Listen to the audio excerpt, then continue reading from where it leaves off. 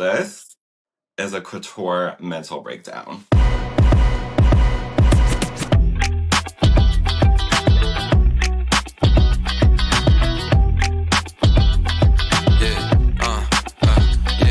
Welcome back to Late Night Scrolling, the Canadian pop culture podcast hosted by me, producer Liz, and welcome to our very special weekly coverage of season 6 of Canada's Drag Race. Every Friday, we're having coffee and tea with the eliminated queens, and this week, I cannot believe that I'm spilling tea with the one and only Paolo, you are one of one.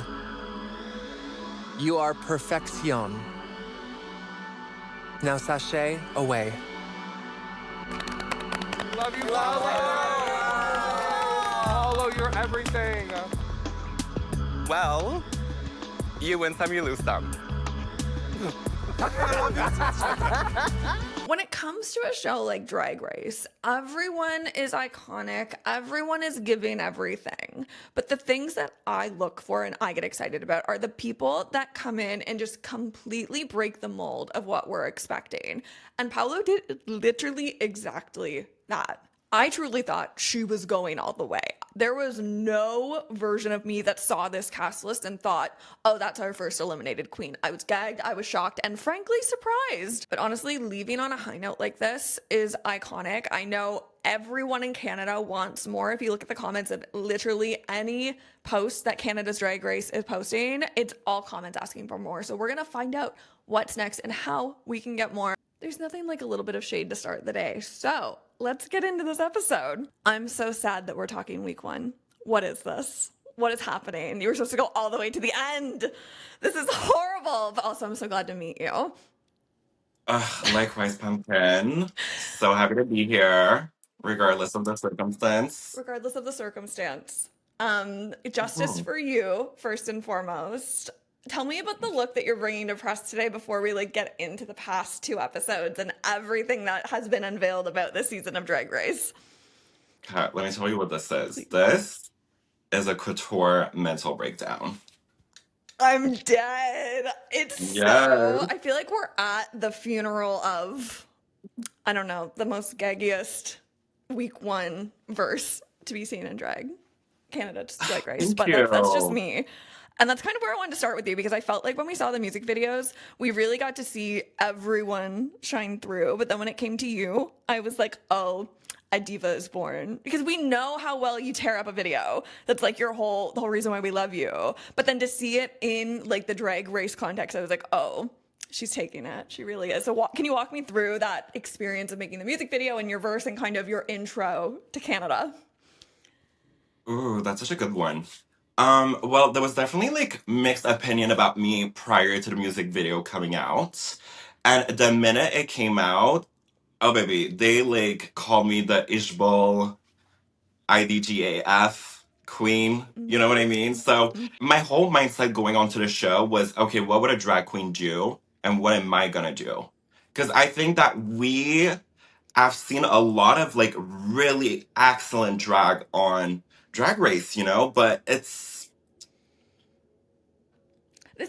losing the essence of being crazy. You know what I mean? Like crazy camp, not making sense. I think that as a kid is what made me fall in love with the show. It's just complete nonsense. And not to shade like all the other girls, like there's still like little pearls, Yes. but Absolutely. And this season specifically, I feel like we are getting range in drag that like is so refreshing. And you were part of that equation from moment 1 in the workroom. It was like, okay, we're really seeing how great drag is across the board and not just one version of it. So to see you shine the way that you did in week 1 to me was really a testament to how important it is to show all different kinds of drag on Drag Race and not just the one type that we see over and over and over again in all of the international franchises. So when you were coming into the competition, like, did you have any thought around like your version of drag versus what you've seen on Drag Race in the past and kind of like any strategy to how you wanted to walk in and present yourself? Okay, so I kind of like didn't think about the whole thing at all. Actually, I kind of just like applied. I was like, you know what, c'est la vie. Let me just see where this goes. Got on, And then I was like, oh my God, like I'm looking at a drag queen. Well, now I am. I'm a drag race girly. Let's wake that up. But back then, I was more like a cross dresser. So I feel like even the way my approach with like costumes and stuff, like I think some of them were a little crossy. And now I'm like, after hanging out with the girls, I'm like, okay, this I could have made like a little bit more draggier or I don't know. It had everything to do with myself and nothing to do with drag. I was just a side quest, low key. But okay, that's downplaying Obsessed. it. Obsessed. But The side yeah, quests are what growth. keep things interesting, right? I love. I'm obsessed. I do think that everyone stepped on your neck immediately. I don't know if that's how it felt to you, but certainly watching it, it was like go after the girl that's the it girl in the room, and it felt like everyone immediately clocked you as the one. They were like, different. I don't know. Is that how it felt, or is that just what the edit kind of leaned the viewers into thinking and feeling? Well, no, it's definitely what was happening. People were trying to like, choke me a little, but the thing about it is everyone who said my name, I took a second. I'm looking at your look. I'm like, okay. Like, if I wouldn't take tips from you, I really don't care, mama. You know what I mean? Yes. Yes, of course I know what you mean. Because you looked sickening. Victoria's Secret angel, dripping straight from the gods. Like, you were serving, you were There you giving go. your more is more. To me, it understood the assignment completely. So when the girl started talking, I was like, what are we doing actually? There you go. I always love to know like what the vibe is in the room versus what we see. So of course, TV plays up for TV and like what makes the best edit. But then sometimes like can we get messy? Can we throw a little bit of shade? The Van Gogh of it all, I feel like she's in the middle of everything we're seeing in these episodes. Anytime there's a little bit of drama, a little bit of shade, like she is right there. Well, baby, I would argue that she's a very smart girl. I think there's a lot of people that are on the third week now, and I still have not seen them on my screen. So Literally. That's true. what's up? That's so And tea. also to like get back to Vanessa, she's never started anything. I think she's very reactive, but she's not going out of her way to be conniving and crazy. But it's like, baby, I wouldn't like provoke Vanessa. You know what I mean? Like, she's gonna bite. Tea. So true. Go after the one that you know is gonna say something, and then you know you're feeling good about making sure all of Yeah, Canada knows your name. That's tea. there you go. There we go. Speaking of everyone knowing your name, if you go in the comment section of just about any post related to this season, it is your name. It is your name being spoken. Your fans are editing their hearts out, commenting their hearts out. What has been the outpouring of love that you've been seeing and receiving? Because truly, it's my entire algorithm on just about every platform right now. Ugh, I love you. Honestly, it's just been I I could have never expected all of that. Truly, like I'm bamboozled at like how much it is, and I'm so grateful. Yeah. Like beyond grateful because to be loved is to be seen. Yeah. Oh, I have goosebumps. I have goosebumps, but it's true. Like this country loved you immediately. Immediately. And the comments, like I'm reading everything from like you were robbed. You are the one. Bring her back. Like everyone wants more. Everyone wants to see you do more with this. So like how do you take all of this and then figure out what you're doing next? I mean, the show didn't film yesterday. It filmed a minute ago. So you've had some time to think about what a post Canada's Drag Race appearance looks and feels like. That's so funny because honestly, we wrapped up and I stopped thinking about it. So I feel like I You're a just started queen. thinking about it like recently.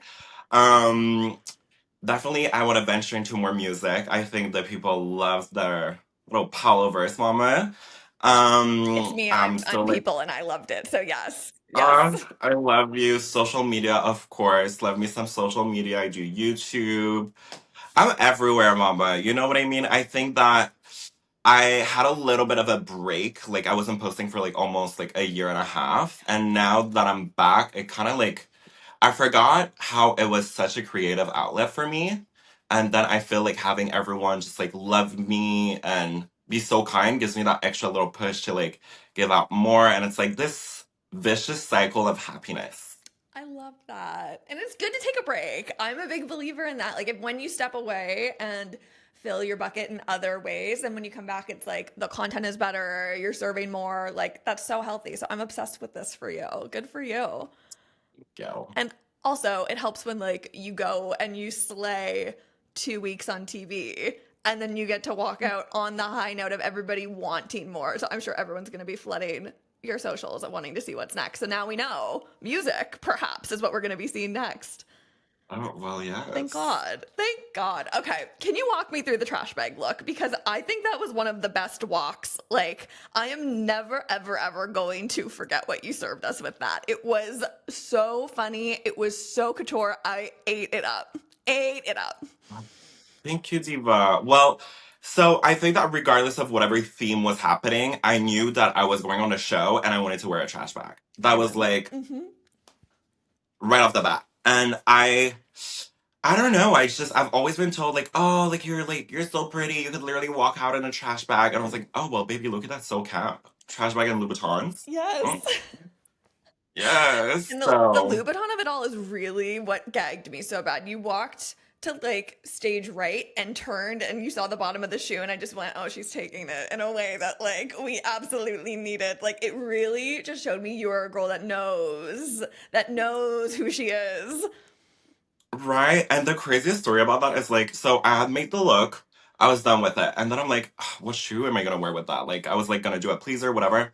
Then I'm like in the sauna of my building, and then my roommate like started like yapping to this man, and then he worked at Louboutin, so he's like, oh, baby, like I have a discount. Oh, I was like, okay, I'm coming tomorrow. I'm coming tomorrow. Let me see. Pull out the biggest size. Let's make it work. Yep. Yeah. Yeah. Oh, I see. The universe is putting you exactly where you need to be. Do you believe in that kind of Yeah. stuff? Do I? Maybe I am the universe.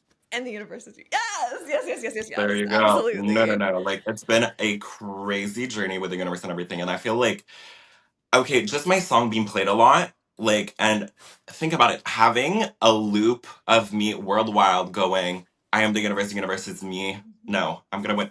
Wow, that's so on brand. Me forgetting my lyrics.